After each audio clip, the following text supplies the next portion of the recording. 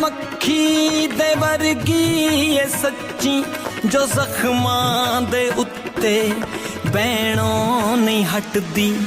ਜੋ ਗੱਲਾਂ ਦਿਲ ਨੂੰ ਨੇ ਚੀਰ ਧਰਦੀਆਂ, ਉਹ ਗੱਲਾਂ ਗੱਲਾਂ ਚ ਕਹਿਣੋਂ ਨਹੀਂ ਹਟਦੀ। ਇਹ ਮੁੱਠੀ ਚ ਲੈ ਕੇ ਨਮਕ ਰਹਿੰਦੀ ਘੁੰਮਦੀ, ਤਾਂ ਹੀ ਤਾਂ ਜ਼ਖਮ ਛੁਪਾਉਣੇ ਨੇ ਪੈਂਦੇ।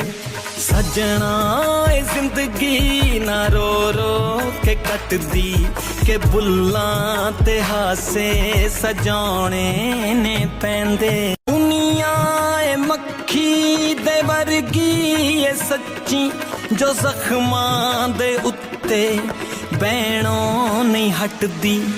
ਜੋ ਗੱਲਾਂ ਦਿਲ ਨੂੰ ਨੇ ਚੀਰ ਧਰਦੀਆਂ, ਉਹ ਗੱਲਾਂ